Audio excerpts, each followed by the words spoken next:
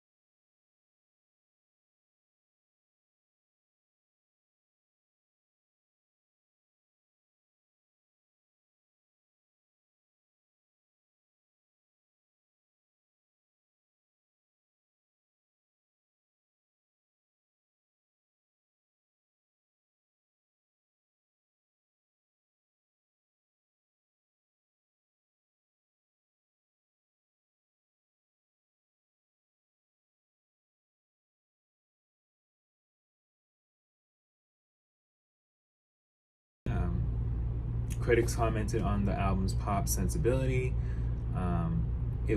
saying that it was appealing to a mainstream audience.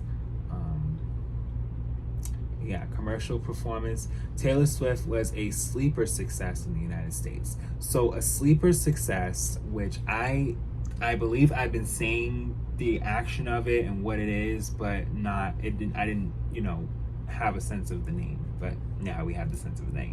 So in the entertainment industry, sleeper hit refers to a film, television series, music release, video game, or other entertainment product that was unpromising on release but became a surprise success. A sleeper hit may have little promotion or lack a successful launch, but gradually develops a fandom following media, including social media attention, which in turn increases its public exposure and public interest in the product.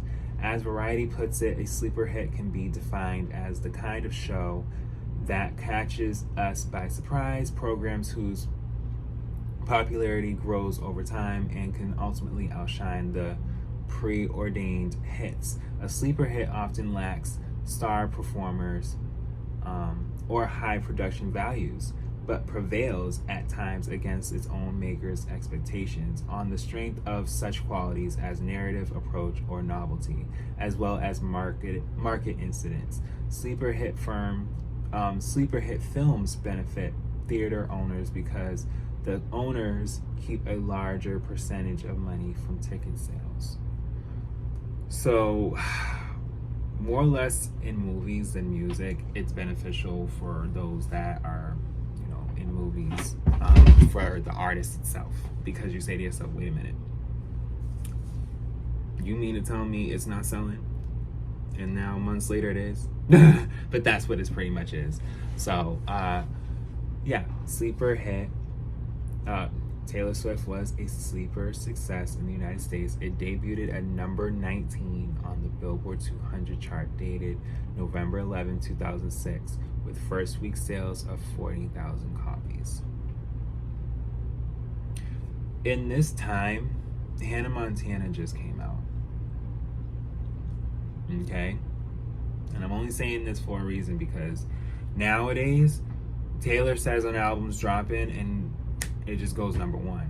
But for her first ever release, it was 19. And I said this with R&B, I've said this with hip hop, and I just want to make sure this is clear for even Taylor fans. There are times where people do not chart at number one, and over time, boom. And this was that time for Taylor. Sometimes it'd be for people later on where it's like, all right, they had great success. Why is it depleting? And then it's starting to rise again. But in this moment for Taylor, she really built, it was just literally from the ground up. Like number 19, it was, that let people know, like, whoa, wait a minute. Because albums often drop in sales after their initial release, Swift did not expect her album to remain long on the chart. I would be incredibly lucky to see this album certified gold. Contrary to her expectations, Taylor Swift kept selling at a fairly consistent pace. By November 2007, so after a year, the album has sold over 1 million copies. It reached its highest sales week on the Billboard 200 chart, dated January 5th, 2008, when it sold 187,000 copies and charted at number 8. So it stayed on the Billboard 200 for over a year, and people over time were like, who is this? Who is this? Who is this? Who is this? And then she just got into the top 10. And that's when it was just like, okay, we need to know who Taylor Swift is. And the album reached at its peak at number 5 on the chart, dated January 19, 2008. So it took over a year for her to literally be in the top 10 with her first album. Okay, so this was like a different effect where people, they debut right in the top 10, and then over time it's like it's falling off the charts, as opposed to her where it's like it's 19 and then it's like staying, in the consistent top 20, but now it's going towards the top 10. It was the opposite. It was just more or less building up. And you know who else we've seen that with? Cardi. With Bodak Yellow, because it didn't debut at number 1. It charted and got up to number 1. because people were over time taking in the song and was able to just be like, yes, little bitch, you can fuck with me if you wanted to. Like, you know, it's just over time people were like, wait a minute, this is hitting. And that's what they felt with Taylor. And so, you know, again, I feel as though there's nothing wrong with that, because it just shows the people and how they value you over time. So yeah, let's get more into this. So in its 63rd week of charting, spending 157 weeks on the Billboard 200 on October 2009, Taylor Swift marked the longest stay on the chart by any album released in the 2010s decade.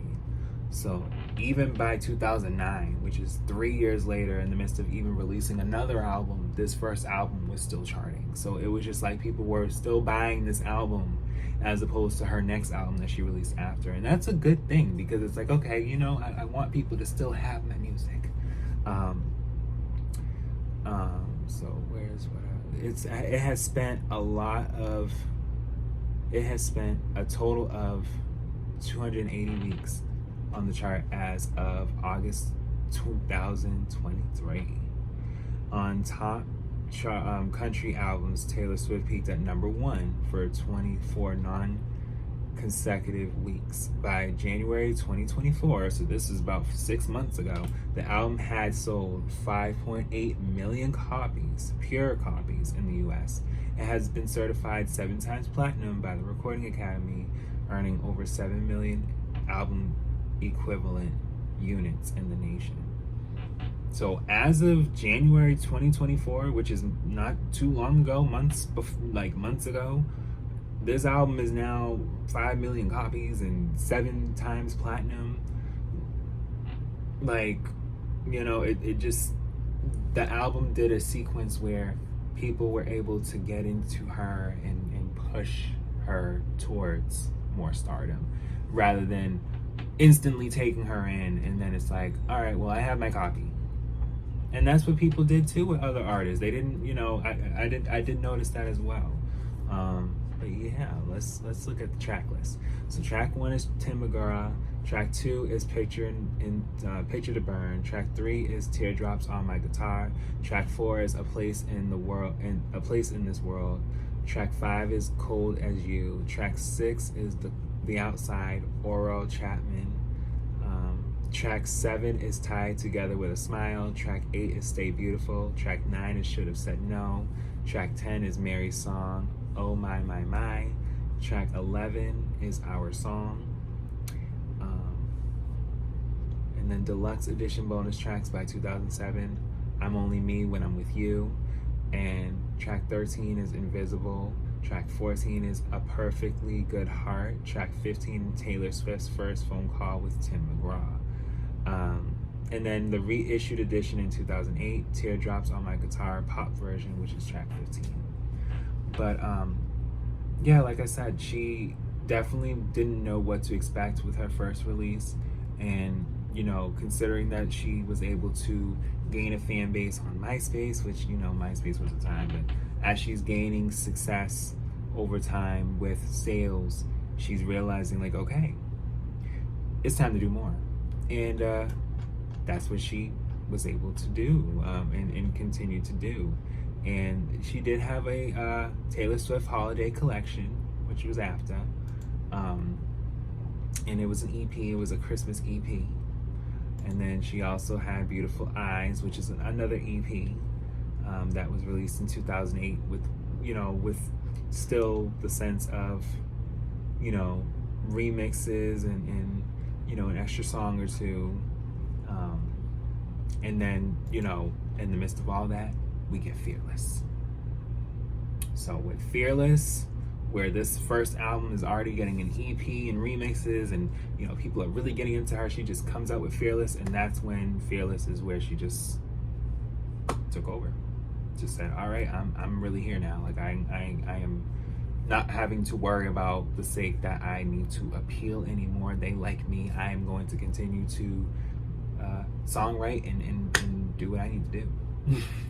So we will talk about Fearless next. in another episode video. But I want to thank you guys so much for being there and listening and watching, and I'll be back with more.